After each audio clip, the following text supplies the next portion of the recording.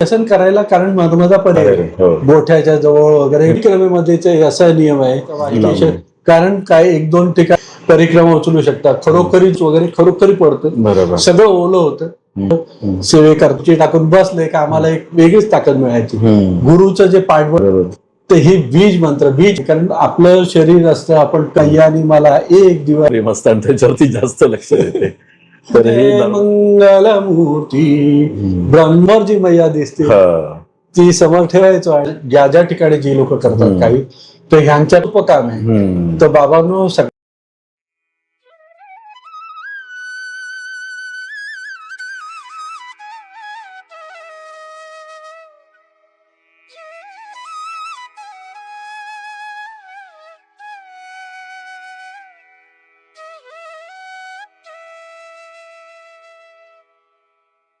नमस्कार, मी भरत मुकुंद तामणकर, भारत भ्रमंती चॅनलमध्ये आपले सर्वांचे स्वागत आहे. आज आपल्याबरोबर उपस्थित आहेत हर्षल चंदन पाटील, जे चेंबूर येथे राहतात आणि त्यांनी नुकतीच परिक्रमा ते पूर्ण करून आलेत. थोडी पायी आणि थोडी गाडीने अशी त्यांनी परिक्रमा पूर्ण केली आहे. तर त्यांच्या परिक्रमेच्या अनुभवाविषयी त्यांच्याशी आपण आज बोलणार आहोत. तर त्यांचं स्वागत करूया आपल्या चॅनलवर. नमस्कार दादा. तुम्ही जो परिक्रमेमध्ये संदेश देण्याचा प्रयत्न केला आहे की प्रत्येक ठिकाणी परिक्रमा करताना तुम्ही बीज लावत जा आणि त्या बीजामधनं एक अन्नपूर्णेचं मंदिर उभं राहील, हा अतिशय सुंदर असा तुमचा मेसेज आहे. आणि तो सर्व लोकांपर्यंत जावा आणि लोकांनी त्याचं आचरण करावं अशी आपण प्रार्थना करूया नर्मदा मैयाकडे की हा तुमचा मेसेज सर्व लोकांनी पाळण्याचा प्रयत्न करावा. आणि मी जर परिक्रमेला जाणार आहे जेव्हा, नक्कीच मी तेव्हा हा प्रयत्न करेन की जिथे जिथे मला शक्य आहे तिथे तिथे मी त्या बिया पेरत जाईन आणि त्याचा एक दिवस अन्नपूर्णेचं मंदिर बनेल आणि लोकांना, पक्ष्यांना, पशूंना सगळ्यांना त्याचा फायदा होईल आणि त्याचे जे चांगले परिणाम आहेत ते आपल्यापर्यंत पण पोचतील. तर अतिशय सुंदर असा तुमचा हा संदेश आहे आणि तुम्ही तो ताटावर पण लिहून घेतलाय आणि ते परिक्रमेमध्ये ताट मागे लावलेल्यामुळे तो संदेश सर्वत्र पसरलेला आहे. फार सुंदर तुमचे विचार आहेत. परिक्रमेच्या प्रवासातला सर्वात अविस्मरणीय असा अनुभव तुमचा कोणता राहिला? म्हणजे प्रवासामध्ये एकंदरीत असं तर तिथे क्षणोक्षणी असे अनुभव येतात की जे अविस्मरणीय असतात, परंतु असा विशेष लक्षात राहण्यासारखा कुठला प्रसंग असेल? महत्वाचं असं सांगण्यासारखं आहे खरोखरी, म्हणजे की अगदी तो सुरुवातीलाच आला अनुभव असा की ज्यावेळेला आम्ही लखनगिरी महाराजांच्या इथून, महाराजांनी आम्हाला बोट ठरवून दिली होती त्याप्रमाणे आम्ही बोटीचा प्रवास केला भिलगावपर्यंत.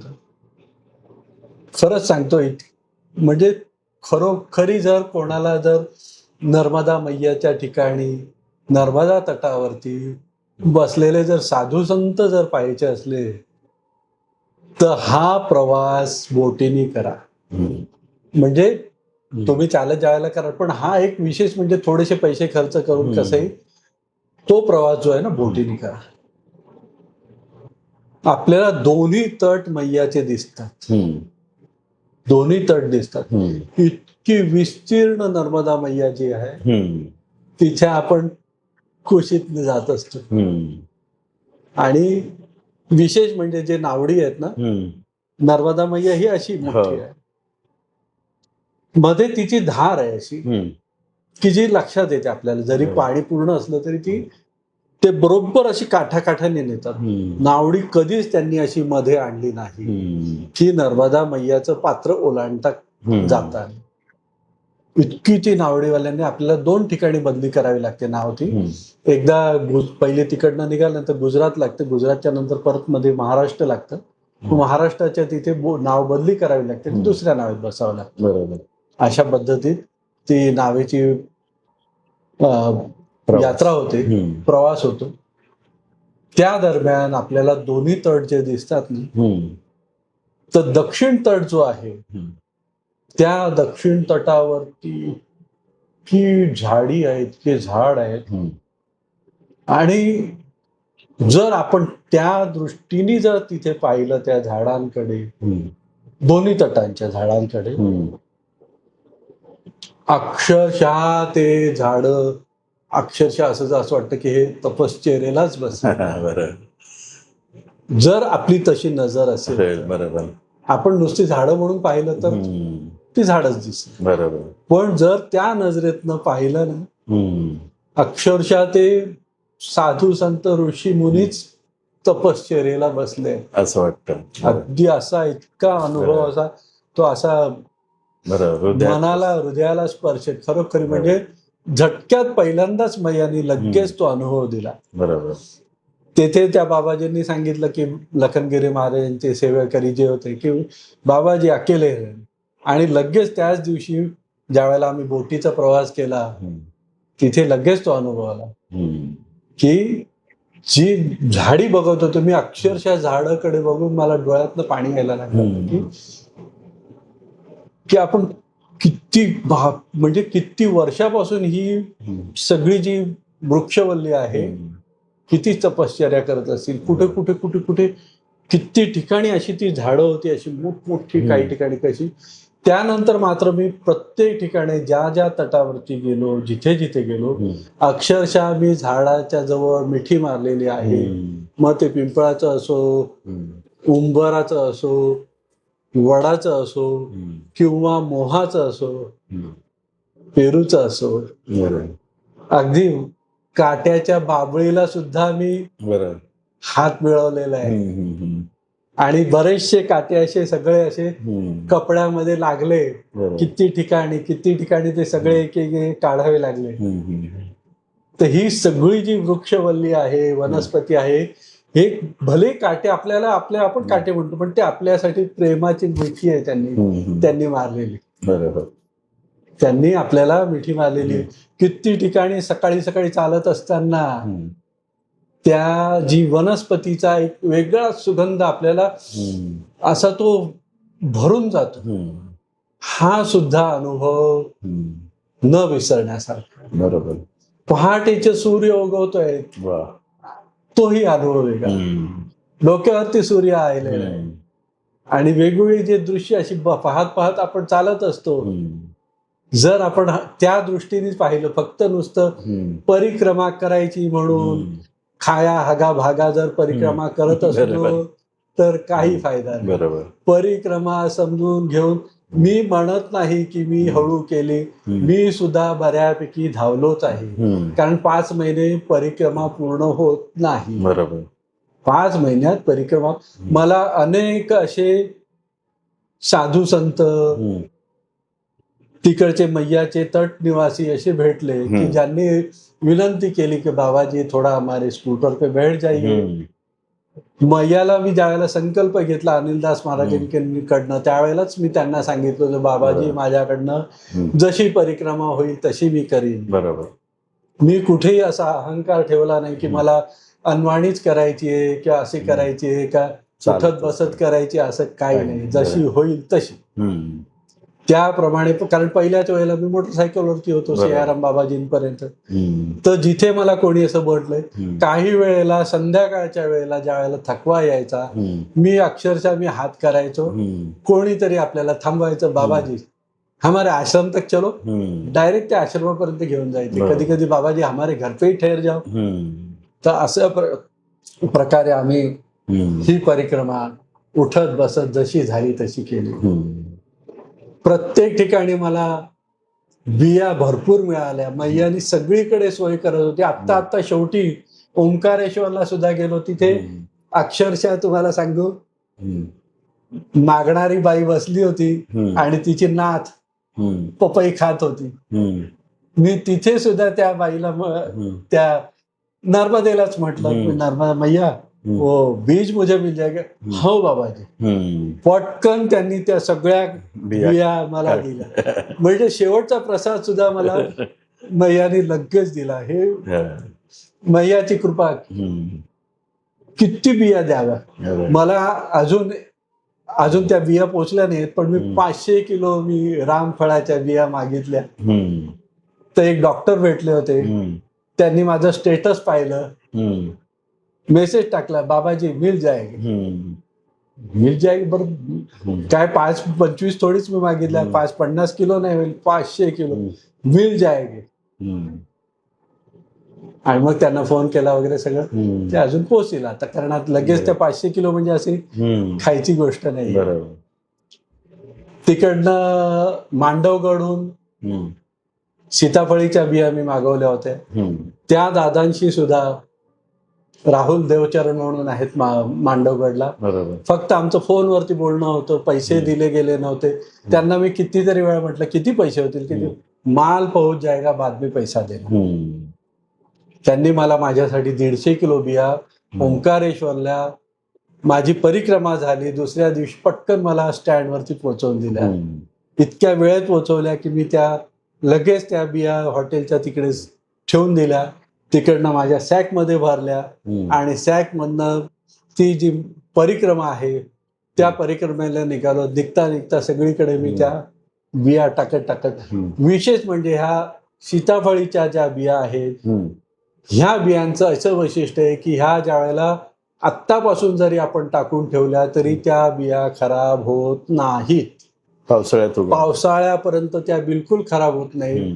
त्यांना कीड लागत नाही, मुंगी लागत नाही. कारण त्याचं जे कव्हरचं असतं, टर्फल असतं, ते विषारी असतं. त्याच्यामुळे त्याला काही नुकसान होत नाही. बरं, त्याचं जर ज्यावेळेला रोप उगवलं त्याला गाय बकरी खात नाही कारण ते विषारी असतं. त्याचा वास लगेच त्या गाय बकरीला येतो म्हणून त्याच्याजवळ ते जात नाही. त्याच्यामुळे रामफळ, सीताफळ आणि पेरू आणि पपई ह्या ज्या बिया आहेत ह्याच्या बियांना, ह्याच्या वृक्षांना गाय बकरी कोणी खात नाही. त्याच्यामुळे आपल्याला ह्या बिया परिक्रमेमध्ये आपण टाकू शकतो. बरोबर. परिक्रमेमध्ये आपण टाकू शकतो. सीताफळ आणि रामफळाच्या बिया आपण केव्हाही टाकू शकतो. पपईच्या बिया पाण्याच्या ठिकाणी टाकल्या तर त्या लगेच उगवल्या जातात आणि 7-8 महिन्यात त्याची चांगली फळधारणा होऊन जाते. त्याच्यामुळे ह्या परिक्रमेत ज्या वेळेला आम्ही सुरुवात केली तर पहिलं तर ऑक्टोबर महिना असता त्यावेळेला आम्हाला सीताफळ भरपूर खायला मिळाली आणि म्हणूनच त्याच वेळेला माझ्या मनात सारखं आलं की आपण पण असं काहीतरी बिया लावण्याचा प्रयत्न करायचा. अर्थात त्यावेळेला काही शक्य नव्हतं. मग नंतर पपईच्या मिळाल्या. मग पपईच्या बिया मी सगळ्या टाकत असताना त्या ठिकाणी जिथे जिथे स्वच्छता पाणी असेल त्या ठिकाणी टाकत आलो. तर मी सगळ्यांना परत एकदा सांगेन की आपण सुद्धा परिक्रमेमध्ये जाताना दरवर्षी कमीत कमी 25-30 लाख लोक परिक्रमा उचलतात. 25 ते 30 लाख परिक्रमा उचलतात. जर ह्या परिक्रमावासींनी जर ठरवलं की परिक्रमेमध्ये आपण जास्ती नाही फक्त 100 ग्रॅम आपल्याला आवडतील त्या बिया 100 ग्रॅम जिथे आपण पाण्याची सोय दिसली त्या ठिकाणी 2-4 जर बिया टाकल्या तर नर्मदा परिक्रमा जी आहे, परिक्रमा मार्ग आहे तो अगदी फळांनी, फुलांनी, वेलींनी आणि छायादार वृक्षांनी होऊन जाईल. जर आपण त्या जर ठरव 30 लाख परिक्रमावासी 100 ग्रॅम बिया जर टाकल्या तर किती होईल. आणि दुसरं म्हणजे परिक्रमेमध्ये कोणती गोष्ट करायला नाही पाहिजे तर परिक्रमेवासींनी प्रत्येकाने आपलं ताट, वाटी, कमंडल सगळं जे आहे ह्याचाच आणि ह्याचाच उपयोग करायचा आहे. तिकडे डिस्पोजेबल जे काही मिळतात त्याचा उपयोग करायचा नाही. बरोबर. प्लॅस्टिकचे ग्लास वापरायचे नाही. आपण परिक्रमेला गेलेलो आहोत, आपण घाण करायला गेलेलो नाही. बरोबर. जरी तुम्ही चालत परिक्रमा करा, तुमच्या मोटरसायकलवरती करा, बसनी करा आणि रेल्वेनी करा किंवा कशीही करा, परंतु आपल्या ताटात जेवायचं, आपल्या आसनावर झोपायचं, आपल्या कमंडलमध्ये ग्लास ठेवायचा, त्या ग्लासातनच पाणी प्यायचं. डिस्पोजेबल काहीही वापरायचं नाही. बरोबर. परिक्रमेमध्ये हे नियम ठेवलेच पाहिजे. बरोबर.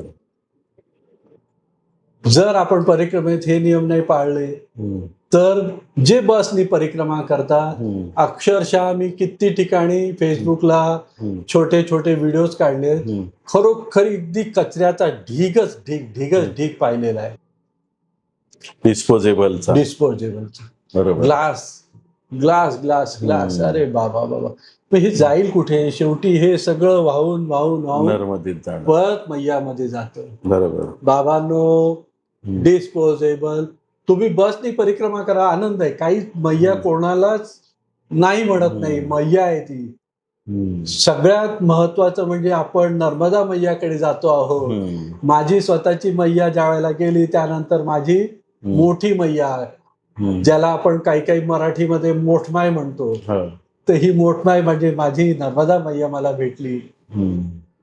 तर ह्या मैयाची आपल्यावरती एवढी कृपा जर व्हायला पाहिजे असेल तर कृपया बाबांनो डिस्पोजेबलचं काही वापरू नका. बरोबर. नर्मदा मैया जितकी आपल्याला स्वच्छ ठेवता येईल, निर्मळ ठेवता येईल, कारण नर्मदा मैयाचं आपण ज्या ज्या ठिकाणी पाणी पितो, अगदी तुम्हाला सांगतो मिनरल वॉटर त्याच्या पुढे फेल, इतकं त्याची निर्मळता आहे. आंघोळ करतो त्यावेळेला तिची उबदारपणा आपल्याला जाणवतो. बरोबर. जसं गायीच्या जवळ बसल्यानंतर जशी ऊब मिळते तशी नर्मदेच्या जवळ ऊब मिळते. जशी आई आपल्याला कुशीत घेते तशी नर्मदा मैया आपल्याला कुशीत घेते. परिक्रमेमध्ये अजून एक करायचं, जसे ते मला बाबाजींनी सांगितलं होतं, तर ती आठवण सांगतो की तुम्ही पिंपळाच्या झाडाखाली झोपा, वडाच्या झाडाखाली झोपा. शक्यतो आपण काय करायचं, जास्तीत जास्त परिक्रमेमध्ये एकटं राहण्याचा प्रयत्न करायचा, एकटं चालायचं, मोबाईलवरती बोलायचं थोडंसं, तेवढ्या पुरतं तेवढं, किंवा मी ह्या ठिकाणी पोहोचलो, असं असं आहे. त्यांना ते सगळं दाखवा, मी कुठच्या परिसरात आहोत, कारण त्यांना पण तेवढा आनंद मिळेल. बरं. कारण आपण प्रत्यक्ष सगळीकडे जाणार नाहीत. मग तिकडचं थोडंसं क्लिप काढली की बाबा असा असा घाट आहे, अशी ही मंदिर आहेत, या ठिकाणी हे साधू संत आहेत, साधू संतांचे व्हिडिओ जरूर काढायचे. कारण व्हिडिओ काढल्यानंतर त्यांचे जे आशीर्वाद आहेत त्याचं आपण रेकॉर्डिंग ठेवू शकतो, ते दुसऱ्यांपर्यंत ते पोहोचू शकतं. कारण हे आशीर्वादाचे शब्द परत परत आपल्याला मिळणार नाही. जसे सियाराम बाबाजी आपल्याला सोडून गेले, तसे अनेक साधू संत आपल्याला सोडून जातात. ज्यांनी मला संकल्प दिला, अनिलदास महाराज, ज्या वेळेला माझी परिक्रमा पूर्ण झाली आणि सगळं मी फिरून आल्यानंतर घाटावर गेलो, मग तिथे सगळं माझं काय होतं ते मी केलं. मी काय ब्राह्मणांच्याकडनं नंतर उत्तर पूजा वगैरे काय केली नाही, पण मला जसं जमलं तसं मी केलं. आणि मग तिथे चौकशी केली अनिलदास महाराज. मग तिथे ती जे सगळं साहित्य विकणारी होती तिने सांगितलं, बाबाजी 1 महिना पहिले शांत हो गए. अनिलदास महाराज जी, ज्यांना सगळ्यांना त्यांच्याकडनं बऱ्याचपैकी मराठी माणसांनी, परिक्रमा चितळे मैयांनी सुद्धा त्यांच्याचकडनं संकल्प घेतला होता. तर हे अनिलदास महाराज शांत झालेले आहेत. त्यांच्यासाठी आपण थोडीशी एक प्रार्थना करूया. आता विश्वात्मके देवे, येणे वाग्यज्ञे तोषावे, तोषोनी मज द्यावे पसाय दान हे. जे खळांची व्यंकटी सांडो, तया सत्कर्मी रती वाढो. भूता परस्परे जोडो, मैत्र जीवांचे. दुरितांचे तिमिर जावो, विश्व स्वधर्म सूर्ये पाहो. जो जे वांशील तो ते लाहो, प्राणी जात. ओम शांती शांती शांती. नर्मदे नर्मदे. तर प्रवासातील तुम्हाला कोणते अविस्मरणीय अनुभव आले त्याच्याबद्दल तुम्हाला मी विचारलेलं. तर असे कुठले अनुभव आहेत का जे लक्षात तुमच्या राहिलेत, की माणसांबद्दलचे किंवा साधू संतांबद्दलचे जे तुमच्या लक्षात राहिले, किंवा कधी आपण अडचणीत असताना आपल्याला अचानक मदत आली, असे काही अनुभव आहेत का? तर त्याच्याबद्दल सांगत. तसे अनेक साधू संत आहेत, सगळ्यांचं आत्ता काही सांगणं लगेच शक्य नाहीये. तर देवगड म्हणून होतं, देवगडला मी दुपारच्या महाप्रसादासाठी त्यावेळेला तिथे पोहोचलो होतो. थोडासा लवकर पोहोचलो, 10:30च्या वेळेला. बाबाजी आप प्रसाद पाके जाई असं तिथल्या महाराजांनी सांगितलं. बरोबर. ठीक आहे. आणि मी आपलं आसन लावलं, विश्रांती घेत होतो. मध्ये त्या बाबाजींना परत मी विचारलं, बाबाजी कुछ मदत चाहिए क्या? आप विश्राम पाहिजे. आणि लगेच माझ्या लक्षात आलं की त्या बाबाजींना हात नव्हता, एकच हात होता देवगडजवळ. मी परत त्यांना विचारलं काही मदत? बाबाजी आप विश्राम कीजिए, हम है हम कर लेंगे. अक्षरशः त्या बाबाजींनी एका हाताने मोठी कणिक भिजवली, पोळ्या लाटल्या, भाजी केली. होते इतर पण सगळे तिकडचे गावातले वगैरे 20-22 लोक होते, पण मदतीला कोणी नव्हतं. ते एकटे बाबाजी स्वतः सगळं साफ करत, सगळं जेवण बनवत होते, प्रसाद बनवत होते. त्यांनी लगेच जशी 4-5 पोळ्या उतरल्याबरोबर बाबाजी भोजन पाहिजे. इतक्या फटक्यात आणि परिक्रमावासीला तात्काळ ठेवायचं नाही. बरोबर. त्याला पटकन भोजन प्रसादी देऊन विश्रांती किंवा त्याच्या पुढच्या प्रवासाला मोकळं करावं. बरोबर. हे त्या बाबाजींकडनं मला शिकण्यासारखं मिळालं. लगेच त्यांनी मला भोजन वाढलं. बाबाजी आप आराम से पाहिजे, कोई चिंता मत करो, कोई फिकर मत करो. आता पुढे ज्या वेळेला आलो तिथे मी पहाटेच्या वेळेला पोहोचलो होतो साधारण. आणि तिथे एक बाबाजी आपले झाडू मारून सगळी स्वच्छता करत होते. त्यांच्या जर आपण जटा पाहिल्या असत्या, एखाद्या महिलेला लाजवतील एवढ्या त्यांच्या त्या जटा आणि सुंदर अशा. म्हणजे साधू संतांकडनं पाहण्यासारखं बघण्यासारखं खूप असतं. वयाने 70-75 पेक्षा वय जास्ती असेल, पण ते स्वतः सगळीकडे झाडू मारत. असे अनेक साधू संत मी प्रत्यक्ष स्वतः सगळ्या संडास बाथरूम पासून सगळं स्वच्छता करत असताना पाहिलेले आहेत या नजरेने. हा खरोखरी परिक्रमेमध्ये घेण्यासारखा अनुभव आणि आपल्याला मनाला हलवून टाकणारा, हृदयस्पर्शी.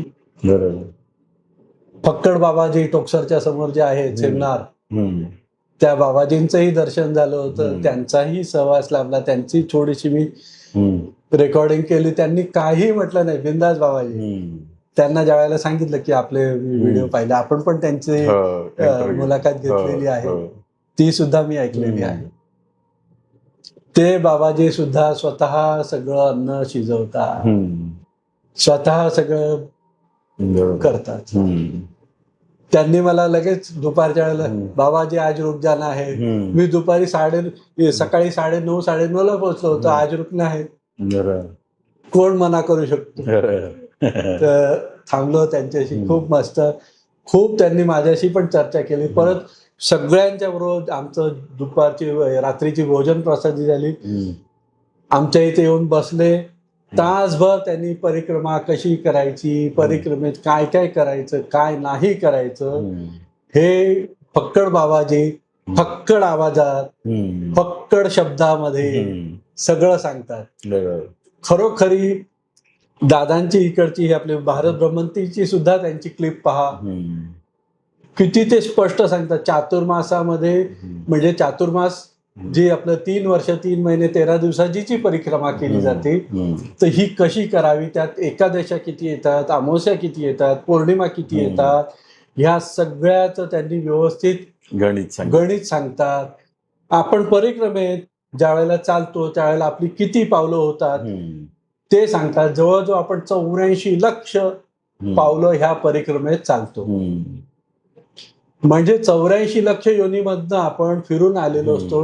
ह्या योनीमधनं आपण जे निघालेलो असतो ते ह्या प्रत्येक पावलाघणीत त्याची जी काही कर्म असतील ती धुतली जातात. नर्मदा मैयाची परिक्रमा म्हणजे वैराग्याचं आहे. वैराग्याचा अनुभव येतो त्याच्यामध्ये. आपण हळूहळू ह्या सगळ्या गोष्टीमधनं बाहेर पडतो. जर आपण मोबाईलवरती सतत राहिलो, सतत हा शब्द सतत नाही पाहिजे, थोडक्यापुरता आपण बोललो आणि संसारिक गोष्टी न बोलता आपण मैयाबद्दल माहिती सांगितली आणि व्यावहारिक कोणत्याही गोष्टीचं आपण कोणाला हे करा ते करा असं काही करू नका. फक्त परिक्रमा करा.